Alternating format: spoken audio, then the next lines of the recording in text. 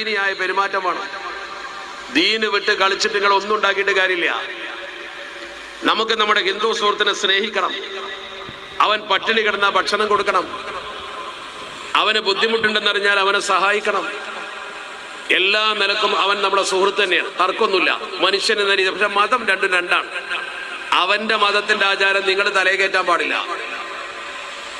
ആരാന്റെ മതത്തിന്റെ ആചാരം നിങ്ങൾ കൊണ്ടുനടക്കാൻ പാടില്ല. ആ ഏർപ്പാട് ചെയ്താൽ അത് പരിശുദ്ധ ദീനിനോട് നിങ്ങൾ ചെയ്യുന്ന തെറ്റാണ്. അവന്റെ ആഘോഷമല്ല നിങ്ങൾ ആഘോഷിക്കേണ്ടത്. അത് പറഞ്ഞാൽ മതസൗഹാർദ്ദം പൊട്ടിത്തകർന്ന് പോകുന്നില്ല. ഓരോ സമൂഹത്തിനും ഓരോ ആചാരങ്ങളും ക്രമങ്ങളിൽ കുല്ലിൻ ജഅൽനാമിക്കും ശിർഅത്തൻ വമിൻഹാജ എന്ന് പറഞ്ഞില്ലേ? കേട്ടല്ലോ നിങ്ങൾ. ഇതായിരുന്നു കഴിഞ്ഞ കാലഘട്ടങ്ങളിൽ ഇദ്ദേഹത്തിൻ്റെ നിലപാട്.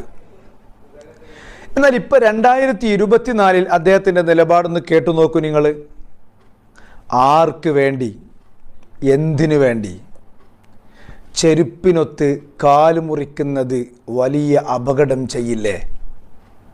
കേൾക്കൂ നിങ്ങൾ. നിങ്ങൾക്ക് ഉള്ള ഒരു മിത്തോ അല്ലെങ്കിൽ വിശ്വാസമോ അല്ലെങ്കിൽ പിന്നെ ആചാരക്രമമോ അംഗീകരിച്ചുകൊണ്ടാണെങ്കിൽ ഞാൻ ചെയ്യാൻ പാടില്ല. അല്ലാതെ ഒരു സൗഹൃദത്തിന്റെ പേരിൽ കേക്ക് നമ്മൾ കഴിച്ചു, പിന്നെ വലിയ കേക്കാവുമ്പോൾ മുറിക്കാതെ കഴിക്കാനും കഴിയില്ലല്ലോ.